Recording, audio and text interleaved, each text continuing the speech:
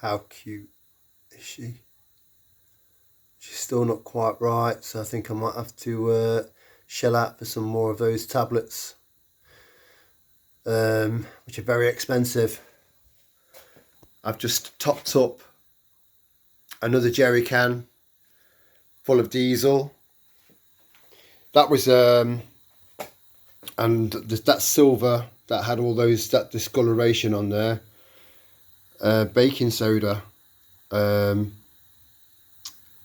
hot water in tin foil, just fizzed away, and it looks like a brand new little bar.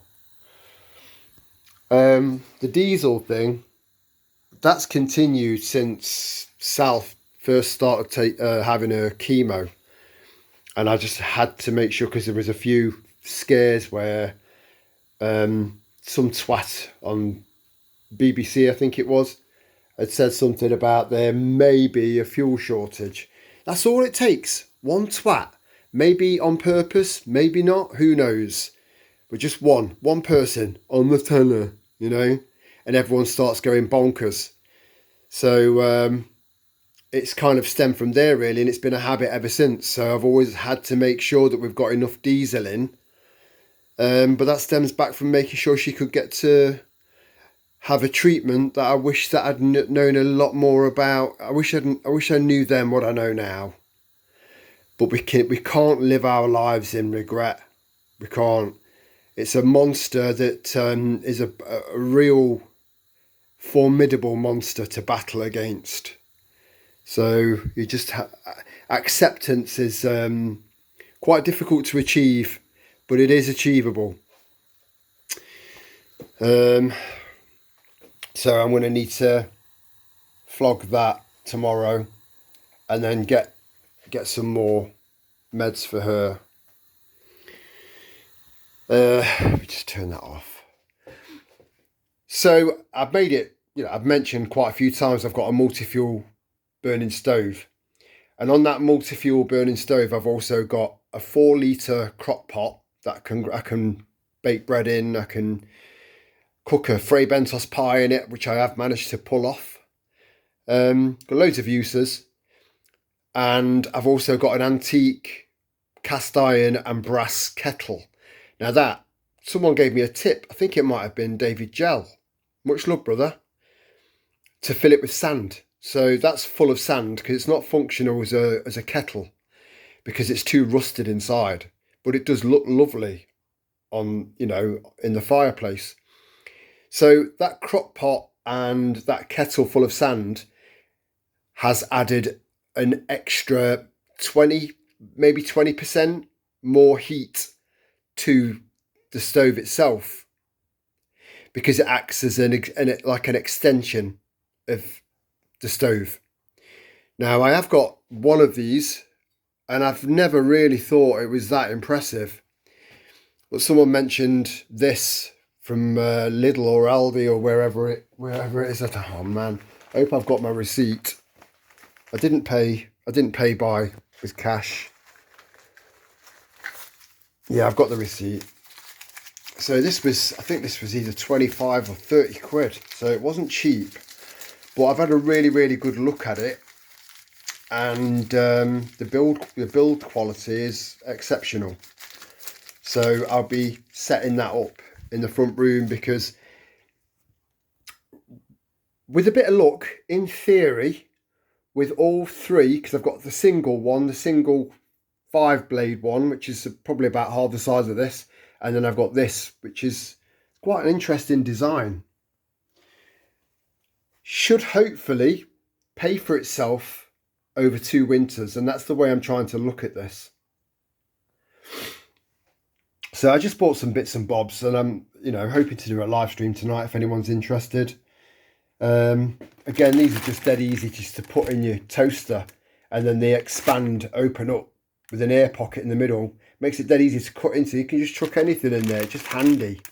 And the ingredients list isn't too bad on the smaller ones, but the bigger ones, I gave them a wide berth because it was sodium this and just loads and loads of words that should never be in food. So I've got some not from concentrate tropical juice to go with my vodka tonight, so I can have a little bit of a wind down and a drink and hopefully a bit of banter. I did mention coffee. I think it was in either the last prep shop haul or the one before. Now, coffee is a really, really hungry plant. And so is cocoa. So buying coffee in and cocoa powder, and just have a good look on the back to see how much cocoa is actually in the cocoa powder, because so many more products out there are cutting down on proper cocoa that makes chocolate. Because it's becoming so expensive, and it's all about the bottom line. It's always about feeding the fat investors. They come before the customers, always. So buying in extra coffee, even if you don't need it, it's going to be one of the most barterable items further down the line out of anything. Because people just love it, and it'll end up becoming a treat, especially for people like us trying to operate outside the system until the stupid people catch up. I have to keep calling them that because I am running out of patience with them. I really am. And there are people, even in our little tribe, that I thought were a lot more switched on than they actually are. So it does get very, very, very frustrating for me. So coffee. This could be worth 15, 20 quid in a year. If you look at the rate of inflation and the speed at which our economy is just being absolutely obliterated, which is inevitably going to call for much higher price hikes on every single level. Anyway, I've got some more cayenne pepper, because please look up I have gone through the health benefits of cayenne pepper. I'm not going to do it again and bore you, but it's something that you really could do with looking into. It's because it's incredible stuff, and it's not something that I can grow, enough of to meet my needs. So I just keep topping up, because I do use it in one of my supplements. 50% cayenne pepper, 50% pumpkin seeds, which I couldn't find at Lidl. So I need to go back and just try and find some more pumpkin seeds, because again, pumpkin seeds are really, really good for you, especially as an anti-parasitic, which is what cayenne pepper is as well. Smoked paprika, some more ground turmeric. I do need to send off for some turmeric tubers so that I can grow my own, like I'm growing my own ginger, and just have it as a house plant, just so that I don't run out, because you can't beat proper fresh turmeric. Now, I've heard all sorts of rumours about sawdust and all manner of stuff, all loads of crap being in these jars from those two in particular. Again, it's cutting corners to feed the fat cats. Some onion granules, again, they just sprinkle it into anything, and it just lasts. It's another way of lasting. I learned a tip on a podcast earlier on about trying to keep pests that attack your food and your plants, so that it kind of discourages them, but it doesn't discourage the beneficial insects that you need for your plants. I'll also be posting a video that I watched earlier on today that forced me to buy loads more seeds. Really, really good video. I'll put a link to it in the comments section, and I will remember to do it. I just it's sometimes. And then I've got another lazy garlic granules one, some cashew nuts, some pistachio nuts, just because nuts are a nice healthy treat. I'm also on a bottle of vodka that'll see me over the whole weekend, and with some to spare. I am aware that frozen sweet corn, because I do love sweet corn, and it reconstitutes from being dehydrated really, really, really well, way better than you can imagine.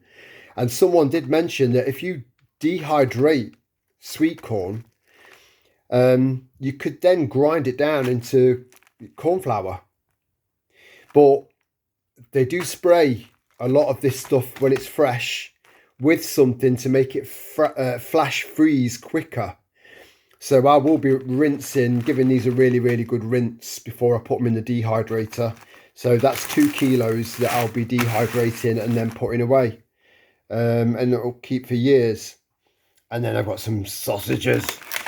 What I do is I put these into separate little bags. I mean, 40 in here. And I chop each sausage up into about 4 or 5 pieces. I take about 4 or 5 of them, chop them all up into 4 or 5 pieces, and then I go outside into the back garden and then just hide them here, there, and everywhere. And then they go hunting for it at night time. It keeps their senses sharp. Other than that, I think that's about it. And this little tiny weeny little shop, it's just also just a little video. It was screwed up in my pocket. It's just a little video really, just to say, is anyone up for that? 70, nearly 75 quid for that. So yeah, to see if anyone's up for a little bit of a natter and a bit of escapism later on. So I'll see you there about 8:30, 9 o'clock. Much love and ciao for now.